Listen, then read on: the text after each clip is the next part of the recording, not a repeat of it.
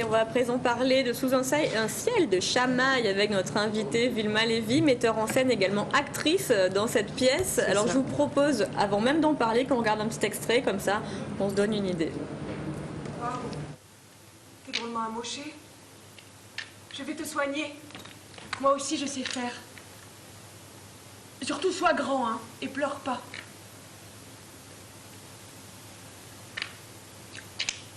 En cachette, j'ai ouvert le robinet de la cour. L'eau s'en vient, elle coule. Ça fait une rigole sur le dos de la colline. Prends ce caillou-ci. Et celui-là. Quelle main est la plus lourde? Celle-ci. Ça, c'est ma peine. Et celle-là, la tienne. Pour qui tu te prends? Un mesureur de peine? La douleur dans le cœur, ça ne se soupèse pas. Nos peines ne sont pas égales. Qu'est-ce que t'en sais? Je sais que toi, la gamine, tu es confortable dans ta belle maison toute chaude. Alors Vilma, expliquez-nous un petit peu ce qu'on vient de voir. Donc ce texte parle du conflit israélo-palestinien, hein, mais d'une manière un peu plus poétique, bien qu'elle soit engagée, mais décalée. En fait, c'est un texte de Daniel Danis, qui est un auteur québécois, donc il peut prendre l'histoire un peu de loin, effectivement, puisque voilà, le Québec, c'est pas très près d'Israël et de la Palestine. En fait, ce qui m'a intéressé dans ce texte, c'est que le fait que ce soit pris par la vision des deux enfants permet justement de décaler un peu les choses. Je pense que c'est un problème tellement compliqué, le conflit israélo-palestinien, que moi, j'avais pas du tout envie de monter cette pièce pour en faire un acte politique, mais plutôt pour essayer de donner un regard sur ce conflit, avec effectivement peut-être un peu d'espoir peut-être. C'est plus facile d'aborder le conflit en fait d'après le regard de ses enfants. Moi je crois que c'est plus facile d'aborder d'après le regard de ses enfants parce que du coup ils sont pétris, si vous voulez, de l'histoire qu'ils entendent des adultes.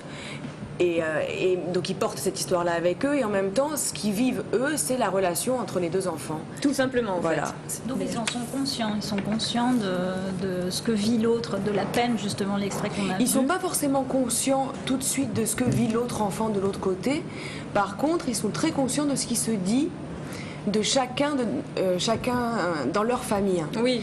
Et c'est au fur et à mesure de la rencontre entre ces deux enfants qu'ils vont prendre conscience de ce que vit Ferhat du côté palestinien et de ce que vit l'Iran du côté israélien. Oui, puisqu'il y a tout un problème par rapport à l'eau au départ, puisque l'un a de l'eau, l'autre pas. Voilà, la première chamaille, c'est pour ça que ça s'appelle comme ça, la première chamaille, elle part comme ça, c'est-à-dire que l'Iran est en train de jouer avec une poupée, on comprendra après dans la pièce pourquoi, c'est sans doute un rituel, pourquoi elle joue, elle rejoue sans arrêt avec cette poupée qu'elle appelle Anna, et elle refait un incendie en fait avec cette poupée, et donc elle gaspille beaucoup d'eau pour éteindre ce feu imaginaire.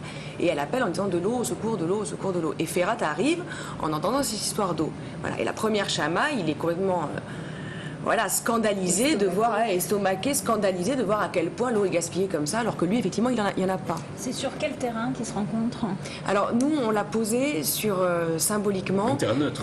Non, pas sur un terrain neutre, sur d'un côté Israël, où il y a la maison de l'Iran, de l'autre côté, le camp palestinien, où il y a l'endroit de Ferhat, et la scénographie, je ne sais pas si ça se voit sur les images, elle est posée par une frontière de cailloux au milieu, voilà. Donc on a les deux espaces, les espaces de l'Iran d'un côté et l'espace de Ferhat de l'autre. Et au fur et à mesure, pardon, juste pour expliquer le déroulé, au fur et à mesure de la rencontre, du parcours et des catastrophes qui se succèdent, cette frontière va, malgré eux, se détruire. Est-ce que vous vous êtes rendu sur place pour mieux mettre en scène justement ce texte? C'était un désir que j'avais et puis le fonds Roberto Cimetta m'a pas donné de sous pour partir. Ah zut, dommage. Donc J'ai voulu lancer l'appel. je lance un appel pour la compagnie des passages pour qu'on puisse faire enfin ce voyage en Israël et en Palestine. Voilà, non, c'était pour moi ça avait beaucoup de sens de partir là-bas pour travailler là-bas, pour rencontrer des gens, tout ça. Visiblement, ça n'a pas été complètement compris, mais voilà, je désespère pas. Enfin, j'espère que le spectacle trouvera aussi une autre résonance là-bas, parce que... En tout cas, c'est un message d'espoir. Oui, c'est un message d'espoir et c'est un message, je pense, que partagent aussi beaucoup de gens qui habitent là-bas, autant du côté israélien que palestinien. Enfin, il y a beaucoup de gens qui ont envie de trouver des solutions pour que... Un apaisement, oui. Pour qu'on passe à autre chose. Par hasard sur Daniel Danis. C'est un auteur que je connaissais un peu. mais pas plus que ça non plus. Je suis intéressée depuis longtemps par les écritures contemporaines. Le spectacle d'avant, c'était Fabrice Melchior, Oui, puis L'Inattendu, Golem aussi. le Golem, mis en scène par Snorko, qui est aussi une écriture contemporaine. Voilà, donc c'est vrai que, je suis intéressée par ces écritures-là. Après, je suis tombée sur la pièce d'Anis un peu par hasard. Sur le catalogue de l'Arche, et où en fait la thématique m'a intéressée, et où du coup... Oui, parce que vous avez des thématiques Oui, de prédilection. Oui, un peu, mais ça se dessine au fur et à mesure du parcours de la compagnie, j'allais dire, c'est pas prêt... Alors, il y a un autre personnage dans la pièce, c'est l'oiseau vertical. Quel est son rôle? C'est le troisième personnage. C'est le troisième en fait. personnage. C'est un rôle, je pense que pour l'auteur, c'est la vision de l'Occident un peu. Celui qui regarde ce qui se passe, qui juge un peu ce qui se passe. Je vous avoue qu'on a coupé dans le texte pour une simple et bonne raison que pour moi cet oiseau vertical posait un regard trop occidental et trop de parti pris. Et cette chose-là, moi, elle m'a un peu dérangée. Donc on a donné à l'oiseau vertical son rôle qui est un rôle de conteur par rapport à ce qui se vit par rapport aux enfants, et aussi du coup une chose plus ouverte. Voilà. Pour moi, ça me semble un peu trop facile de parler de ce sujet en disant là c'est pas bien, là c'est bien, là c'est les méchants, là c'est les gentils. Voilà.